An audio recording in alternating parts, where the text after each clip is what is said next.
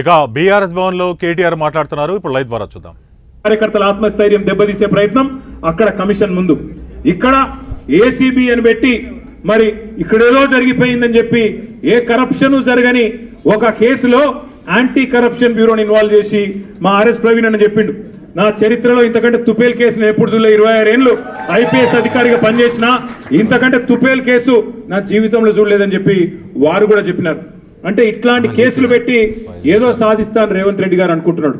నేను రేవంత్ రెడ్డికి చెప్పేది ఒకటే, నా మీద ఇప్పటికే 14 కేసులు పెట్టినావు, ఇంకో 1400 కేసులు పెట్టుకో, అవసరమైతే జైల్లో పెట్టుకో, ఏమన్నా చేసుకో, భయపడేది లేదు.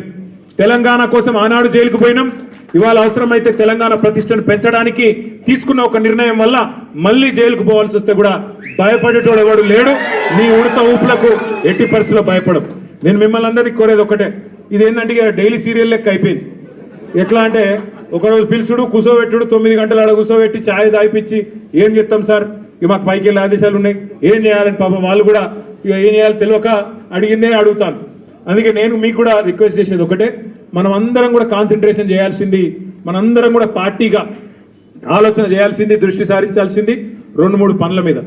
ఒకటి, ఖచ్చితంగా మరి మనం రాబోయే స్థానిక సంస్థల ఎన్నికల్లో ఒక్కొక్క ఊర్లో బరి గీసి లైన్ గీసి ఒక్కొక్క కాంగ్రెస్ పార్టీ నాయకుని ఫుట్బాల్ ఆడుడు ఎట్లా కాంగ్రెస్ పార్టీని చిత్తుగా ఓడగొట్టాలి లోకల్ బాడీ ఎలక్షన్ లో, దాని మీద దృష్టి పెడదాం.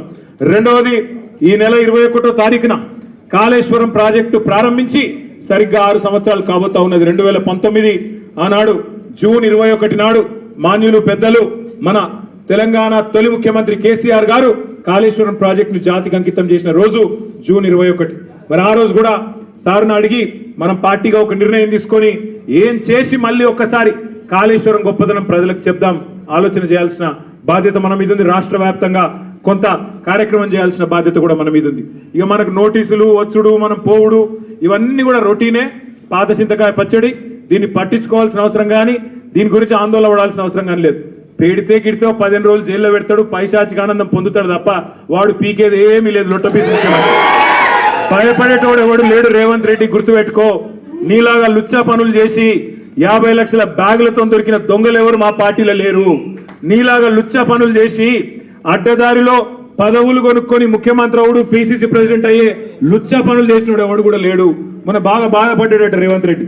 నేను హౌలా అన్నా, బాధపడ్డాడట.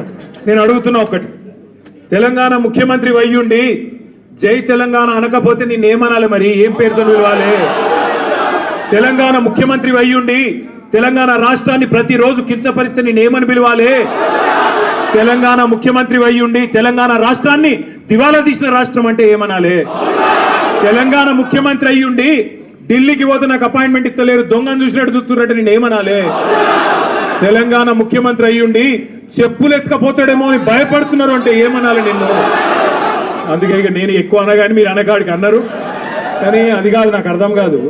ఆడవాళ్ళు 9 గంటలు వాళ్ళు కూర్చోబెట్టి మర్యాదలు చేసి వాళ్ళు పంపిస్తే మీరు 9 నిమిషాలని నాకు రక్తం వచ్చినట్టు చేసి మొత్తం కడు పిసుకుడు. అక్కడ పిసుకుడేమో కానీ ఇక్కడ పిసుకుడు ఎక్కువైపోయింది.